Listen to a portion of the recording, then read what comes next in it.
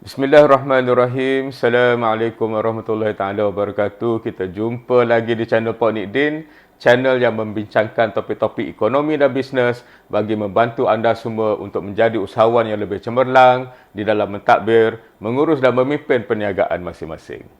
Kita sudah sampai di penghujung tahun 2023. Tentunya tahun ini merupakan tahun yang ada pelbagai cabaran dan anda tentunya sebagai seorang CEO, seorang usahawan telah mencuba dengan yang terbaik untuk menghadapi cabaran-cabaran yang telah anda hadapi tahun ini, dan saya harap anda telah berjaya dengan cemerlang dan menjadikan perniagaan anda lebih mantap, lebih berdaya saing dan lebih lestari. Kita akan menghadapi tahun 2024 pula. Dan tentunya ramai orang yang sudah membuat persediaan bagaimana nak menghadapi tahun baru ini. Kalau kita tengok jangkaan ekonomi negara dianggarkan berkembang di antara 4 ke 5% seperti mana yang telah dihadapi dalam tahun 2023. Jadi tentunya suasananya tidak banyak berubah. Cuma mungkin apa yang berlaku di dalam tahun 2024 ialah banyak perancangan-perancangan ataupun dasar-dasar kerajaan yang diumumkan di dalam tahun 2023 akan mula dilaksanakan di dalam tahun 2024. Jadi dalam aspek ini sebagai usahawan, sebagai CEO, kita kena tahulah mana dasar-dasar kerajaan yang ada kena mengena dengan perniagaan kita dan bagaimana kita nak mendapat manfaat daripada dasar-dasar berkenaan. Contohnya, dasar gaji progresif akan dilaksanakan secara berperingkat-peringkat, tapi usahawan-usahawan ataupun perniagaan-perniagaan yang mahu masuk dalam skim dasar progresif ni kena mendaftar. Jadi, sekiranya kita tak daftar, macam mana kita nak masuk dalam skim yang akan dilaksanakan dalam tahun 2024? Begitu juga dengan pelan perindustrian 2030. Ini merupakan satu perkara yang besar.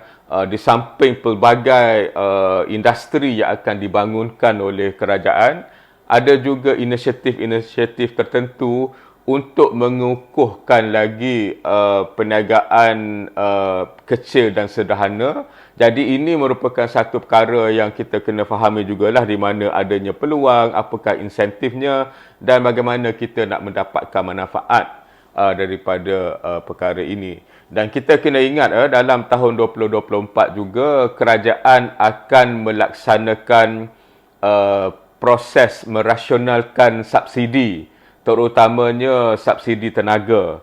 Jadi kerajaan telah umumkan bahawa pada awal Januari sistem padu akan dibuka kepada kita semua untuk kita mengemaskinikan data dan maklumat berkenaan dengan diri kita, supaya kerajaan akan dapat memberikan subsidi dengan cara yang lebih tertumpu kepada orang-orang yang memerlukannya, dan orang-orang yang tidak memerlukan subsidi ataupun tidak layak untuk menerima subsidi, tentunya subsidi-subsidi itu akan diberhentikan.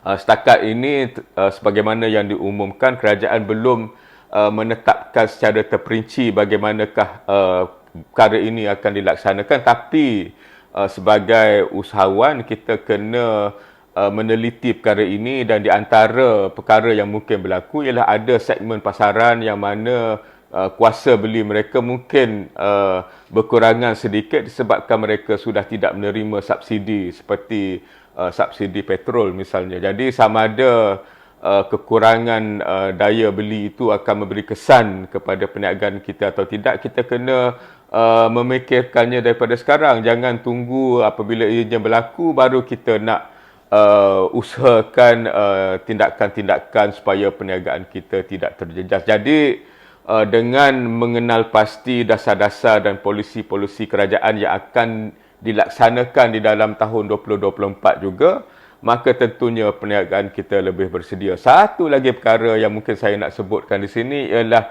tentang cukai keuntungan modal. Seperti mana yang telah dimaklumkan bahawa cukai keuntungan modal akan mula dilaksanakan. Ianya akan melibatkan syarikat, koperasi, perkongsian liability terhad Jadi sekiranya anda menjalankan perniagaan dengan menggunakan struktur-struktur ini, maka bersedialah untuk menghadapi cukai keuntungan modal, kerana sebelum ini mana-mana keuntungan modal tidak dikenakan cukai dan kadang-kadang jumlahnya boleh jadi besar ya.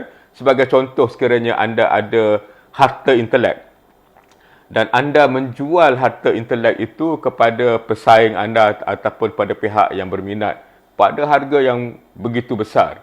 Sebelum ada cukai keuntungan modal, perkara itu tidak dikenakan cukai sebab ianya tidak termasuk dalam skop cukai pendapatan. Tetapi dengan adanya cukai keuntungan modal ini, maka ianya akan mula dicukai oleh kerajaan. Jadi, walaupun pada saya lah, kadar keuntungan yang dikenakan cukai itu tidak begitu besar, tapi mungkin bagi mana-mana pihak yang telah merancang tentang bagaimana mereka mungkin nak keluar daripada satu pelaburan dengan keuntungan pada kadar yang tertentu, dengan adanya cukai keuntungan modal ini, kadar keuntungan itu mungkin menurun sedikit. Jadi ini semua perkara-perkara yang sentiasa dihadapi oleh perniagaan.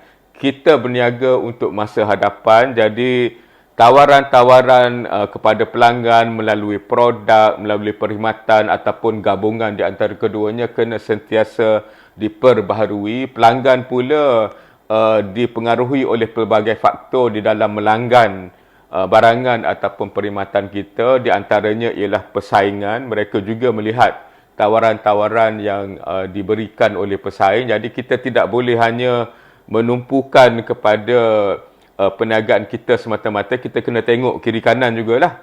Sama ada perkembangan-perkembangan terkini yang boleh memberi kesan kepada perniagaan kita. Dan di antara satu perkara yang pesat berkembang sekarang ialah penggunaan kecerdasan buatan ataupun artificial intelligence, AI. Perkara ini semakin berlaku dengan begitu pantas, dan kalau kita ingat ya, ChatGPT hanya diumumkan akhir tahun 2022, tapi perkembangan AI pada hari ini amat meluas. Jadi kita tidak boleh mengabaikan peranan AI di dalam perniagaan kita. Cuma sama ada kita mempunyai kepakaran atau tidak, kita mampu untuk mengenal pasti aspek-aspek mana yang akan membantu kita. Jadi kita kena bina kemampuan itu sama ada secara dalaman atau menggunakan pakar-pakar daripada luar. Tapi pada jangkaan saya, AI akan memberi kesan yang besar kepada perniagaan, dan orang yang masih tertanya-tanya, masih ragu-ragu berkenaan dengan penggunaan AI ini akan ketinggalan, dan kita tidak boleh marahkan pesaing kita ataupun pemain-pemain industri baharu yang masuk dan mengacau pasaran kita kerana mereka lebih cepat menggunakan AI. Jadi teknologi merupakan satu aspek perniagaan yang kita kena tengok juga dalam tahun 2024 agar ianya membantu kita untuk menjadi perniagaan yang lebih kompetitif di dalam pasaran yang begitu dinamik ini. Kita tidak boleh harapkan dunia tidak berubah dan memberi masa untuk kita maju ke hadapan, tetapi dunia akan sentiasa berubah. Dunia tidak akan memperdulikan kita pun, tak kiralah kita ni datang daripada bangsa mana, negara mana. Kalau kita lambat untuk mengambil peluang ataupun kita tidak cekap untuk menghadapi risiko, perniagaan kita boleh terjejas juga. Jadi jangan kita ingat kita ini istimewa sangat. Jangan kita ingat kedudukan kita ini sentiasa terjamin. Di alam perniagaan itu semua merupakan khayalan-khayalan yang dicipta oleh orang-orang yang mahu mempengaruhi kita agar kita sentiasa menjadi pengikut mereka yang setia. Jadi dalam perniagaan, untuk menjaga diri kita, kita kena jaga diri kita sendiri, kena bina kekuatan kita sendiri. Mana-mana usahawan yang tidak menganggap bahawa membina kekuatan diri ini penting, mereka bolehlah syok sendiri untuk tempoh yang sebentar, dan lepas itu mereka akan hilang daripada radar perniagaan. Jadi tuan-tuan dan puan-puan, saya doakan semoga anda menjadi lebih berjaya di dalam perniagaan masing-masing di dalam tahun 2024. InsyaAllah channel Pok Nidin ini melalui pelbagai program kami, khususnya program berasaskan minda CEO, akan diperluaskan lagi. Kita pun kena berinovasi juga, kena fikirkan bagaimana cara yang lebih kreatif untuk menarik minat usahawan-usahawan di luar sana untuk menggunakan platform kami sebagai platform untuk menambahkan ilmu, menambahkan kemahiran, menyedarkan anda tentang pelbagai aspek perniagaan, kerana matlamat kami ialah untuk membantu anda usahawan di luar sana untuk menjadi usahawan yang lebih cemerlang di dalam mentadbir, mengurus dan memimpin perniagaan masing-masing, dan insya-Allah kita akan tambah pelbagai ilmu lagi dan mungkin kita akan jemput pakar-pakar yang ada di luar sana untuk membincangkan pelbagai jenis ilmu dan kemahiran yang masih belum dibincangkan di sini, kerana tujuan kami ialah untuk sentiasa mewujudkan nilai tambah yang baru pada anda semua, sebab kita tahu perniagaan anda juga sentiasa berubah-ubah, jadi anda perlukan kepada ilmu-ilmu baru, kemahiran-kemahiran baru, data dan maklumat terkini, analisa-analisa yang jujur dan ikhlas, kerana ini semua insya-Allah akan membantu anda menjadi usahawan yang lebih cemerlang. Sekian, wabillahi taufiq wal hidayah. Assalamualaikum warahmatullahi taala wabarakatuh.